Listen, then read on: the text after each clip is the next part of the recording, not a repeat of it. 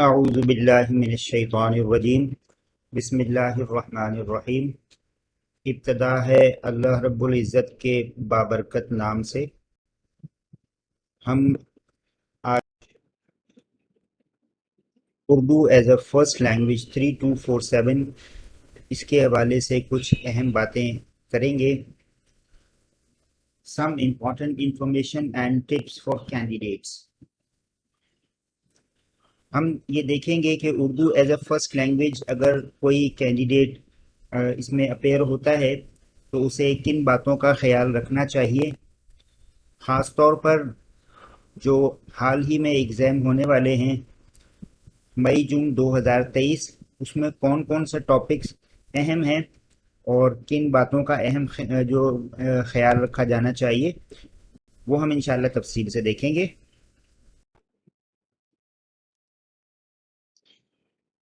ہماری اس پریزنٹیشن میں کچھ باتیں جو ہم پہلے طے کر لیتے ہیں کہ ہم کون کون سی چیزیں ہیں جو ڈسکس کریں گے۔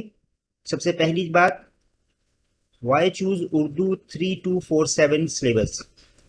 ہم اردو 3247 ہی کا انتخاب کیوں کریں؟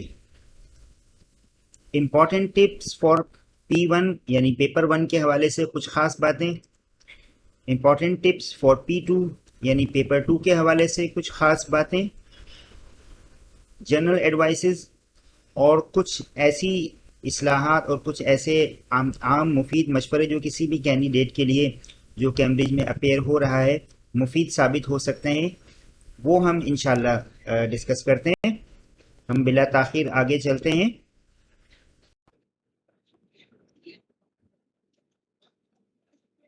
Cambridge as a first language, ان میں ہم نے جو اس کو ہم نے اڈاپٹ کیا ہے کہ Urdu as a first language 3247، ہمیں اس کا مستقبل میں کیا فائدہ ہو سکتا ہے۔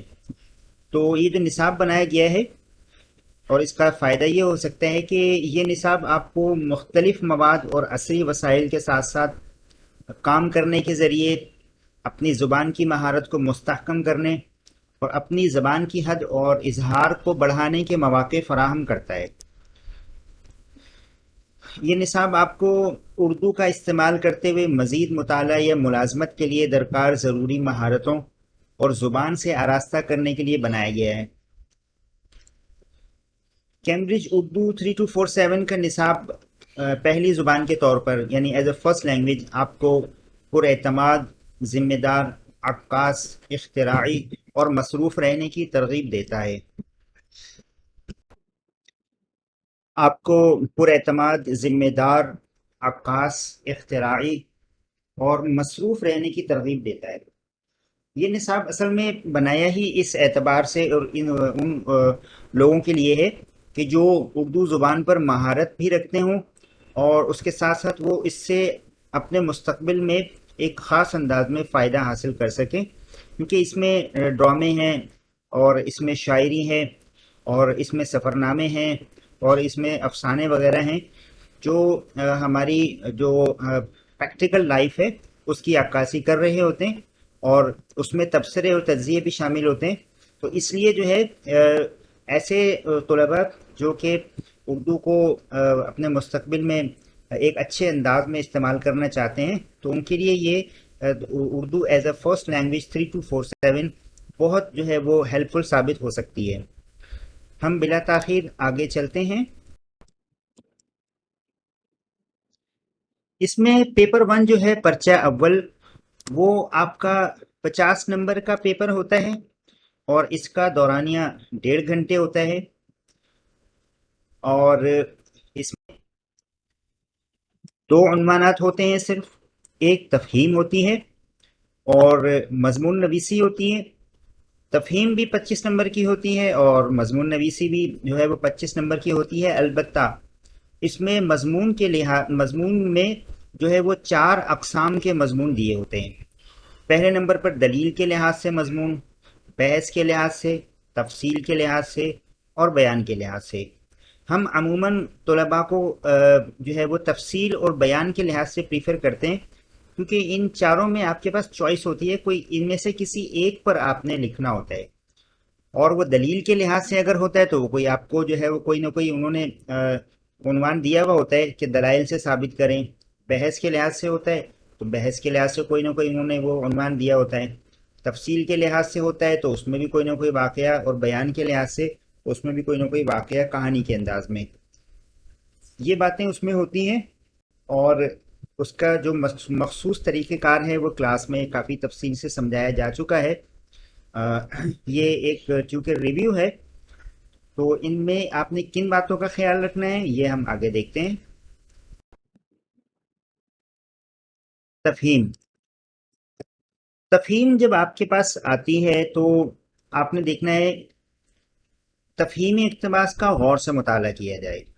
پہلی بات، آپ نے بغور خاموشی سے پہلی مرتبہ آپ نے تفہیم پڑھنی ہے، اور جواب لکھنے سے پہلے سوالات کو غور سے پڑھیں اور ان سے متعلق معلومات کو اقتباس میں خط کشید کر لیں، یعنی انڈر لائن کر لیں. آپ کے خیال میں اس تفہیمی اقتباس میں جو جو خاص باتیں ہیں آپ اس کو انڈر لائن کر سکتے ہیں. خط کشید کرتے وقت مختلف رنگوں کے قلم مفید ہو سکتے ہیں تاکہ ہر سوال کا جواب الگ الگ دکھائی دے. کچھ طلباء ایک وقت میں بہت سی معلومات ذہن میں نہیں رکھ پاتے. ان کے لیے بہتر ہے کہ وہ 2 یا 3 سوالات کو پڑھ کر اقتباس پڑھتے وقت اگر کسی جواب کو ڈھونڈنے میں دشواری پیش آئے تو ایسے سوال کے جواب کی تلاش میں وقت ضائع نہ کیا جائے اور دوسرے سوالات پر توجہ دی جائے. آخر میں ان مشکل سوالات پر توجہ دی جائے. یہ بڑی اہم بات ہے کیونکہ کسی 1 یا 2 سوال پر جس کا جواب نہیں مل رہا ہوتا یا جواب لکھنا نہیں آ رہا ہوتا تو طلباء جو ہے وہ اس میں وقت ضائع کرتے ہیں. چونکہ امتحان کا ایک ایک لمحہ قیمتی ہوتا ہے، اس لیے جو نہیں آ رہا اس کو فی الوقت اس کو پاز دے کے اس کو سٹاپ کر کے جو آ رہا ہے ان سوالات پر توجہ دی جائے. ممتحن نے سوالات کے لیے جو نمبر مختص کیے ہیں جواب میں اتنی ہی تعداد میں نکات ضرور شامل کیے جائیں. ان کے جوابات تحریر کریں اور پھر اگلے سوالات کی طرف توجہ دیں. جواب تحریر کرتے وقت نکات کو ترتیب سے لکھنے پر خاص توجہ دی جائے. یعنی اگر کسی سوال کے اندر آپ سے کہا گیا کہ ہے کوئی وجہ پوچھی گئی اور کہا گیا کہ جی 2 نکات تحریر کیجئے یا 3 باتیں تحریر کیجئے، تو آپ نے وہ 3 باتیں ترتیب سے تحریر کرنی ہے، اور ان کو تحریر کرتے وقت آپ نے اس بات کا خیال رکھنا ہے کہ وہ ایک ترتیب سے جو ہے لکھی جائیں. ایسا نہ ہو کہ وہ جو ہے وہ باتیں ادھوری ہوں یا ان میں کوئی ریپیٹیشن ہو رہی ہو یا ان میں اور کوئی ایسی جو ہے وہ الفاظ کی یا الفاظ کے چناؤ کی یا مفہوم کی غلطی موجود ہو جس کی وجہ سے نمبر آپ کے کٹیں. تو اس کا بہت خیال رکھنا ہوتا ہے کہ جتنی باتیں آپ کو آپ سے جتنی باتیں کہی گئی ہیں لکھنے کے لیے وہ ایک ترتیب سے لکھنی ہے. وہ چاہے نکات کی صورت میں ہو، چاہے وہ تبصرے کی صورت میں ہو، یا آپ سے اپنا کوئی خیال پوچھا جائے تو وہ آپ نے لکھنا ہوتا ہے. اور ایک اہم بات کہ آپ نے صرف اور صرف ریلیونٹ انفارمیشن جو ہے وہ اس کا جواب لکھنا ہوتا ہے. ہر غیر ضروری بات سے آپ نے پرہیز کرنا ہوتا ہے. جتنی غیر ضروری باتیں لکھیں گے اتنی زیادہ جو ہے وہ غلطیوں کے امکانات بڑھتے چلے جائیں گے. جتنی بات پوچھی گئی ہے صرف اتنا جواب لکھیں تو انشاءاللہ آپ کے نمبر آپ کو پورے ملیں گے. ہم آگے چلتے ہیں. مضمون نویسی. مضمون نویسی میں جیسا ہم نے آپ سے عرض کیا کہ 4 عنوانات ہوتے ہیں، اور وہ 4 عنوانات ہم بہت تفصیل سے دیکھ چکے ہیں. ابھی آپ نے دیکھنا کیا ہے کہ ان میں سے جو بھی آپ مضمون جو ہے وہ چوائس کرتے ہیں دلیل کے لحاظ سے یا بحث کے لحاظ سے یا تفصیل کے لحاظ سے یا بیان کے لحاظ سے، تو آپ جو ہے وہ کن باتوں کا خیال رکھیں. تو مضمون کی تمام اقسام کی الگ الگ موضوع کے لحاظ سے معلومات نہایت ضروری ہیں. سب سے پہلے یہ کوشش کی جائے کہ مضمون 300 سے 400 الفاظ میں ختم کر لیں. اس سوال کے لیے اس میں 25 نمبر مختص کیے گئے ہیں. مضمون لکھنے کے لیے آپ کے پاس 4 اقسام موجود ہیں جن میں سے امتحان میں سے کسی ایک پر مضمون لکھنا ہوتا ہے. طلباء کو چاہیے کہ وہ چاروں اقسام کے مضامین کے سوالات کو غور سے پڑھیں اور جس موضوع پر ان کے ذہن میں زیادہ سے زیادہ معلومات ہو اسی موضوع کا انتخاب کریں. ممتحن مضمون کو جانچتے ہوئے ان 3 باتوں پر خصوصی توجہ دیتے ہیں. وہ 3 باتیں کون سی ہیں؟ مواد یعنی کنٹینٹ، الفاظ کا چناؤ، اس میں آپ نے کون سی کس قسم کی باتیں لکھی ہیں۔ دوسرے نمبر پر لینگویج، یعنی آپ کی زبان کس قسم کی تھی، کیا آپ نے تہذیب یافتہ زبان استعمال کی، یا کوئی آپ کے الفاظ کا چناؤ جو ہے وہ اچھا نہیں تھا یا معیاری نہیں تھا۔ تو لینگویج کے استعمال میں آپ نے جو ہے وہ دیکھنا ہوتا ہے کہ یہ 10 نمبر اس کے ہوتے ہیں۔ اور اسی طرح سے مضمون کی ساخت یا اسٹرکچر، یا جس کو باڈی آف دا لیٹر کہا جاتا ہے، اس میں آپ نے شروع میں کن باتوں کو لکھنا ہے، درمیان میں کن باتوں کو لکھنا ہے، اور اختتام کہاں پر کرنا ہے، یہ سارا اس میں مضمون کی ساخت میں یہ آ جاتا ہے، جو ہم کلاس میں ڈسکس کر چکے ہیں۔ تو یہ اسٹرکچر جو ہے یہ 5 نمبر کا ہوتا ہے، اور 10 نمبر آپ کے کانٹینٹ کے اور لینگویج کے ہوتے ہیں۔ یہاں پر آپ کا پیپر 1 ختم ہوتا ہے، اور یہ 50 نمبر لینا بہت آسان ہوتا ہے طلباء کے لیے، کیونکہ آپ کو جو ریلیونٹ انفارمیشن اور جس موضوع پہ کہا گیا، اور الحمدللہ ہمارے ہاں ہیرا فاؤنڈیشن اور دارالعلوم کے جو طلباء ہیں ان کی اردو اتنی اچھی ہوتی ہے کہ ان کے لیے A اسٹار لینا اس اردو 3247 میں کوئی مسئلہ نہیں ہے۔ کلاس 8 سے بچے پڑھتے آ رہے ہوتے ہیں، اور وہ اس میں کافی پریکٹس کر چکے ہوتے ہیں، تو کسی بھی موضوع پر کوئی بھی مضمون دیا جائے تو وہ الحمدللہ کر لیتے ہیں۔ بس تھوڑی سی کچھ باتوں کا خیال رکھنا ضروری ہوتا ہے جو ابھی آپ کے سامنے رکھی گئی۔ اب ہم بلا تاخیر اپنے پیپر 2 کی طرف چلتے ہیں۔ پیپر 2، پرچہ 2، اس کا دورانیہ 2 گھنٹے ہوتا ہے، اور اس کے کل نمبر 50 ہوتے ہیں۔ اس میں کون کون سے عنوانات ہوتے ہیں؟ اس میں سب سے پہلے نمبر پر اندیکھا اقتباس ہوتا ہے، اور دوسرے نمبر پر شاعری، 15 نمبر کا یہ سوال آتا ہے۔ تیسرے نمبر پر حصہ نثر، پروز، یہ بھی 15 نمبر کا سوال آتا ہے۔ اب اندیکھا اقتباس 2 طرح کا آتا ہے، ایک آتا ہے نظمیہ اور ایک آتا ہے نثری۔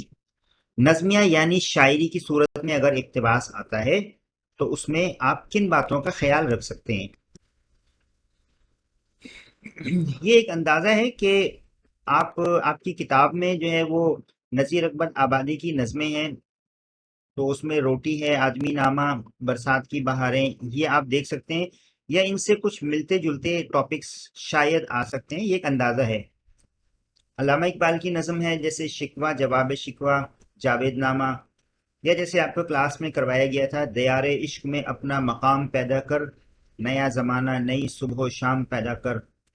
تو اس سے متعلق 3 اشارے دیے گئے تھے، اور اقتباس میں 3 اشارے دیے جاتے ہیں، پھر سوال دیا جاتا ہے، اور تقریباً 300 سے 350 الفاظ پر مبنی جواب لکھنا ہوتا ہے۔ تو آپ اگر یہ 2-3 پریکٹس کر لیں گے تو امید ہے کہ آپ جو ہے وہ نظم اقتباس اچھے انداز میں کر سکتے ہیں۔ اس میں الطاف حسین حالی، یہ بھی کلاس میں کروایا گیا تھا، ایک ایماندار لڑکا، ان کی نظم ہے۔ تو یہ اگر 4-5 نظمیں جو ہے وہ آپ کی کتاب میں بھی موجود ہیں، یا کہیں اور سے اگر آپ لیتے ہیں، تو ان کو لے کر آپ 3 اشارے بنا کے اس میں جو ہے اس کا جواب لکھیں، تو امید کی جا سکتی ہے کہ یہ یا اس سے متعلق کوئی بھی ملتا جلتا اقتباس آئے گا، اور وہ آئے گا تو آپ انشاءاللہ بہت اچھے انداز میں کر سکتے ہیں۔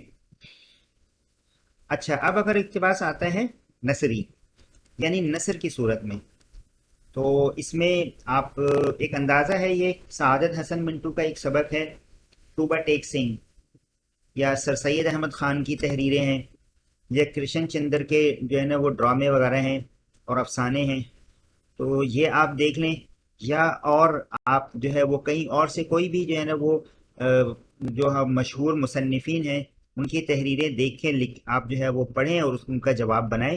آپ کی کتاب میں بہت سارے نثری اقتباس موجود ہیں، ان میں سے 4 سے 5 آپ پریکٹس کر لیں، تو نظمیہ ہو یا نثری انداز میں ہو، کوئی بھی اقتباس آ جائے تو انشاءاللہ امید ہے کہ آپ بہت اچھے انداز میں یہ جو ہے وہ 20 نمبر کا سوال پک کر سکتے ہیں۔ اور میں امید کرتا ہوں کہ 20 نمبر آپ پورے کے پورے جو ہے وہ لے سکتے ہیں، کیونکہ اس پر کافی جو ہے وہ پریکٹس ہم آلریڈی پچھلے 2-3 سالوں میں کر چکے ہیں، اور نظمیہ انداز کا بھی اور نثری انداز کا بھی، بس صرف تھوڑی سی کچھ باتوں کا خیال رکھنا ضروری ہے، وہ آپ کے سامنے رکھ دی گئی۔ آپ جو ہے وہ 4 سے 5 نظمیہ اور 4 سے 5 نثری اقتباس اس انداز میں پریکٹس کر لیں، انشاءاللہ آپ کا جو ہے وہ 20 نمبر کا یہ سوال، اس میں آپ کے نمبر مکمل ملیں گے، مجھے یہی امید ہے۔ इंशाल्लाह। हम आगे चलते हैं। हिस्सा बे शायरी।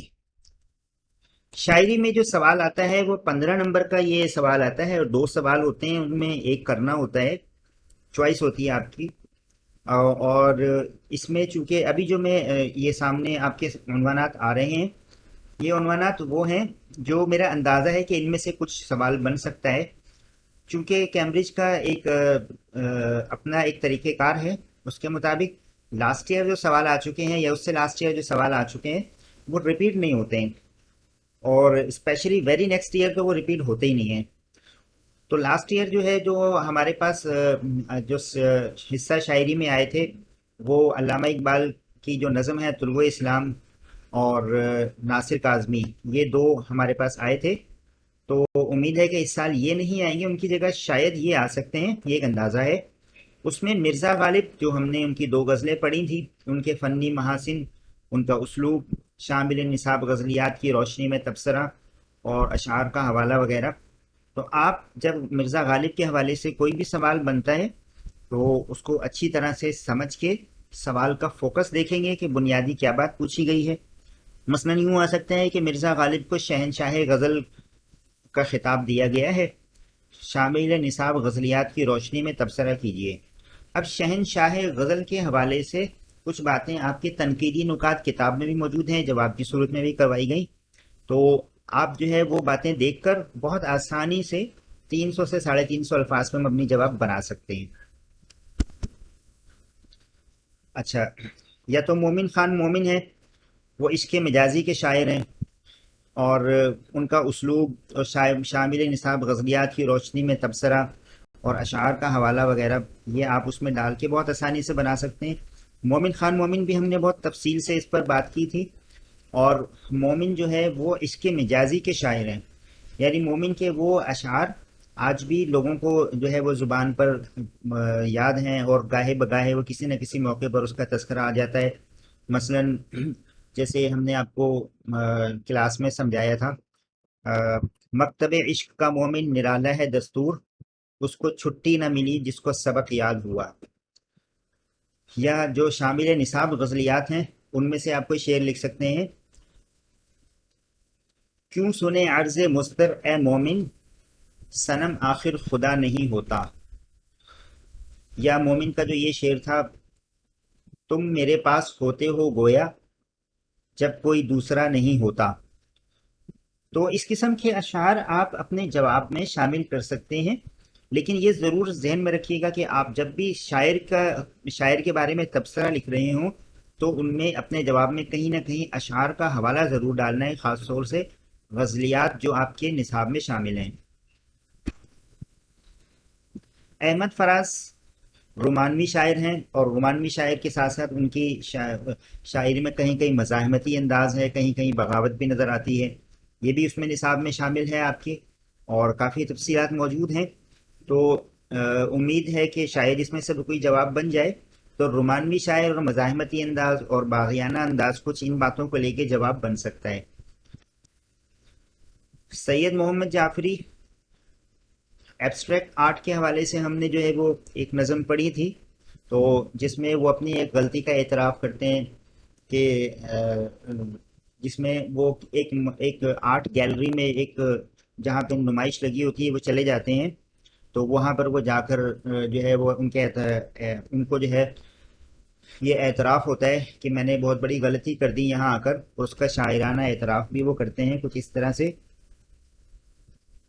एब्स्ट्रैक्ट आर्ट की देखी थी नुमाइश मैंने, की थी अजराह मुरव्वत भी सताइश मैंने, आज तक दोनों गुनाहों की सज़ा पाता हूँ, लोग पूछते हैं कि क्या देखा तो शर्माता हूँ।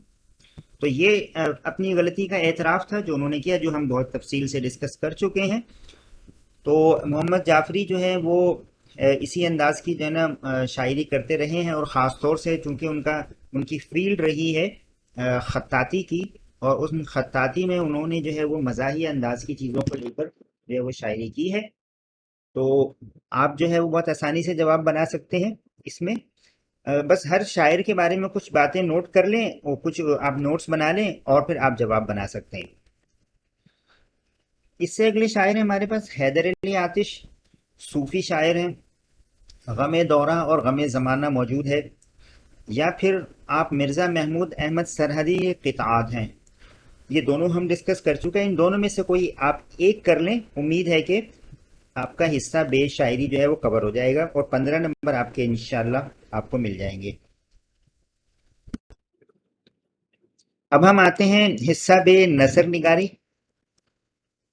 نثر نگاری میں ہمارے پاس اس سال ہم جو توقع کر رہے ہیں کہ شاید اسوہ حسنہ صلی اللہ علیہ وسلم، اس میں سے کوئی سوال بن جائے جس میں سید سلیمان ندوی رحمہ اللہ کے اسلوب پر تبصرہ اور حضور علیہ الصلوۃ والسلام کا جو اسوہ ہے اس کو ہر شخص کے لیے ایک نمونہ بنا کر جو پیش کیا گیا ہے، اس حوالے سے سوال کوئی نہ کوئی اس میں بن سکتا ہے، اور اس کی جو عملی پریکٹس ہے وہ ہم کلاس میں کر چکے ہیں۔ آپ کو بس اس میں جو ہے وہ ان کے سید سلیمان ندوی کے اسلوب کو ذرا ذہن میں رکھنا ہے، کیونکہ انہوں نے بڑے خوبصورت انداز میں حضور علیہ الصلوۃ والسلام کی جو سیرت بیان کی کہ اگر تم بادشاہ ہو تو بادشاہ کے انداز میں کیسے سبق حاصل کر سکتے ہو، اگر فقیر ہو تو کیسے، اگر عادل ہو تو کیسے، اگر آپ جو ہے وہ فاتح ہو تو کیسے، اگر آپ مفتوح ہو تو کیسے، اگر آپ غربت میں وقت گزار رہے ہو تو کیسے سبق حاصل کر سکتے ہو۔ یہ ساری باتیں سید سلیمان ندوی رحمہ اللہ نے بہت تفصیل سے اس سبق میں بیان کی ہیں،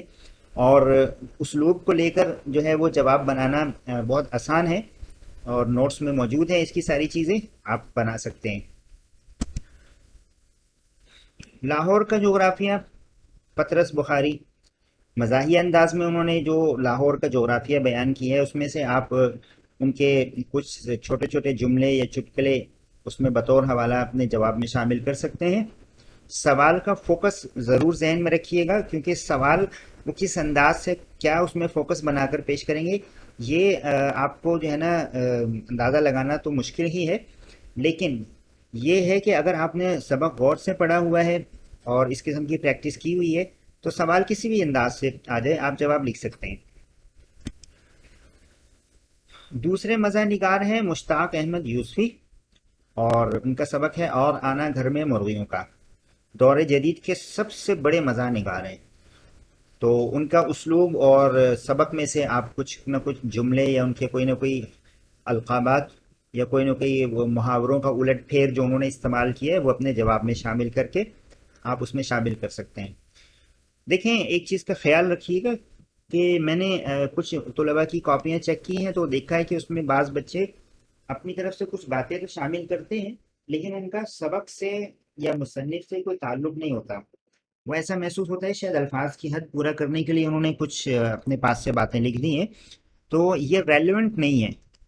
ہر وہ چیز جو کہ ارریلیونٹ ہوگی اس کے نہ تو نمبر ملیں گے، اور بلکہ وہ آپ کا وقت بھی ضائع ہوگا، اور وہ غلطیوں کے جو ہے نا وہ چانسز بڑھتے چلے جائیں گے۔ تو آپ نے صرف ان باتوں کو لکھنا ہے جو کہ ریلیونٹ ہیں، ارریلیونٹ باتوں کو، غیر ضروری باتوں کو ہرگز اپنے جواب میں شامل نہیں کرنا۔ اچھا، دوسرے نمبر پہ آپ کے پاس آ جاتا ہے ڈرامہ۔ ڈرامہ میں آپ کے پاس ہے دستک، مرزا ادیب۔ ہم ڈسکس کر چکے ہیں کہ مرزا ادیب جو کہ ایک اچھے مصنف ہیں، انہوں نے ایک ڈاکٹر کا قصہ بیان کیا تھا، اور وہ ڈاکٹر جو ایک معمولی سی ایک لغزش کی وجہ سے ایک پیشنٹ اس کا جو ہے وہ جان سے ہاتھ دھو بیٹھا تھا، تو اس کی وجہ سے وہ اپنی ضمیر پر ایک بوجھ محسوس کرتے ہیں، اور عمر کے آخری حصے میں آ کے ان کو جو ہے وہ اپنے دروازے پر ہمیشہ رات میں ایک دستک سنائی دیتی ہے۔ تو یہ جو ضمیر کی خواہش ہے یہ انسان کو کبھی کبھی سونے نہیں دیتی، اس کی نیند چھین لیتی ہے۔ اس سے ہم سیر حاصل گفتگو کر چکے ہیں، تو اب اس میں مصنف کا اسلوب ضمیر کی خلش یا اس سے متعلق جو ہے وہ کوئی بھی سوال بنا کر پیش کر سکتے ہیں۔ آپ نے اس میں جو ہے وہ ڈاکٹر زیدی کا کردار، اور جو ان کی جو بیگم ہے ان کا کردار، اور جو دوسرے ڈاکٹر ان کے ینگ ڈاکٹر علاج کے لیے آ رہے ہوتے ہیں، ان کو غور سے دیکھنا ہے، اور جواب کی پریکٹس آپ خود بنائیں گے، خود کریں گے، تو امید ہے کہ یہ آپ کے 15 نمبر اس میں انشاءاللہ کور ہو جائیں گے۔ اگلا ڈرامہ ہے آپ کے پاس قرطبہ کا قاضی۔ یہ سید امتیاز علی تاج نے لکھا ہے، بہترین ڈرامہ ہے، اس میں منظر نگاری ہے، ایسا محسوس ہوتا ہے پڑھتے ہوئے ڈرامہ کہ آپ کے ذہن پر آپ کے پردہ ایک اسکرین چل رہی ہے آپ کے ذہن کے اندر، اور اس میں جو ہے وہ درجہ بدرجہ سارے کردار آ رہے ہیں، اپنی پرفارمنس دے رہے ہیں. تو یہ ساری باتیں ہم ڈسکس کر چکے ہیں.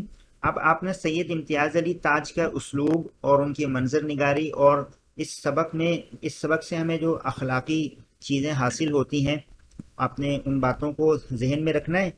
اور پھر آپ جواب، کسی بھی طرح سے آپ کو سوال دیا جائے، جواب آپ بنا سکتے ہیں. تو یہ باتیں تھیں.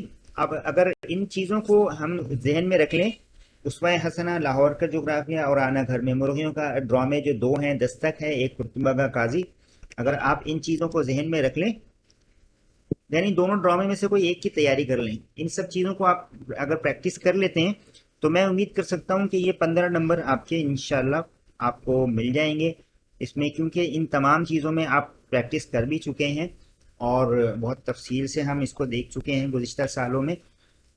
تو جواب بنانا قطعاً مشکل نہیں ہے، اور اس میں آپ یہ کر لیتے ہیں تو انشاءاللہ یہ نثر نگاری کا جو یہ حصہ ہے آپ کا، یہ مکمل ہو جائے گا، اور 15 نمبر آپ کو انشاءاللہ مل جائیں گے.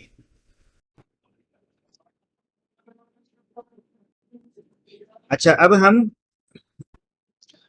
اب ہم کچھ ایسی جرنل ایڈوائسز کے بارے میں بات کرتے ہیں، ایک ایسی عمومی اصلاحات جو کسی بھی کیمبرج میں اپیئر ہونے والے اسٹوڈنٹ کے لیے ضروری ہو سکتی ہیں. اب ہم اب ہم کیمبرج کے کسی بھی اس میں ایگزام میں اپیئر ہونے والے اسٹوڈنٹ کے لیے جو باتیں ضروری ہو سکتی ہیں، ہم ان کو دیکھتے ہیں. You can find sample questions and marking scheme on the Cambridge website at www.cambridgeinternational.org. آپ کو اس میں جو ہے وہ سیمپل کوشچنز اور مارکنگ اسکیم وغیرہ اس ویب سائٹ پہ مل جائیں گے، اور اس میں آپ بہت آسانی سے ہی دیکھ سکتے ہیں کہ سوالات کیسے آتے ہیں یا اسٹوڈنٹس کا رسپانس کیسا رہا، یہ بھی اس میں موجود ہے. When you are attempting a past question paper or questions from a past paper, complete it without referring to your notes so that you get a true idea of your strengths and weaknesses. Then go back through the paper using your notes. جب بھی آپ پاس paper سے کوئی سوالات اگر حل کر رہے ہیں تو آپ کتاب یا نوٹس کا سہارا نہ لیں، بلکہ آپ صرف اور صرف اپنی ذہانت سے کوشش کریں کہ اسے آپ سالو کریں. جب آپ مکمل کر لیں تو اس کو ری چیک کرنے کے لیے پھر نوٹس یا کتاب میں سے آپ دیکھیں کہ اصل آپ کتنا قریب تر ہیں جواب سے. لیکن جب آپ سالو کر رہے ہوں اس وقت نوٹس اور کتاب کو بند رکھیں.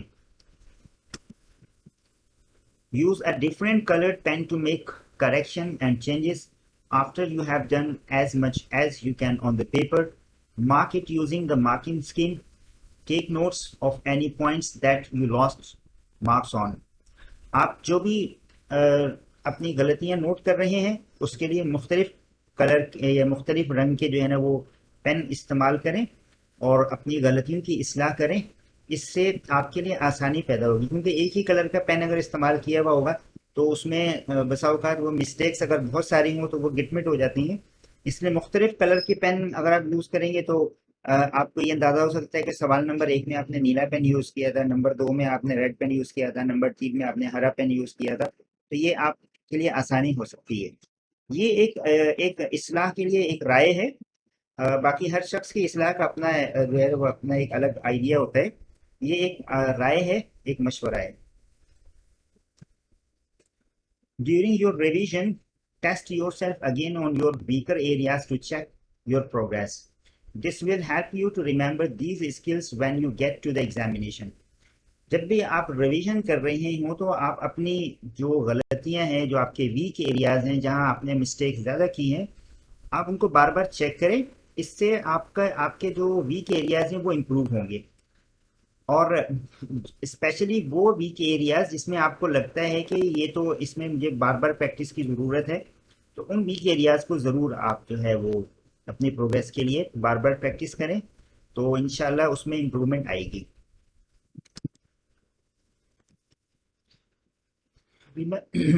Remember to practice each skill.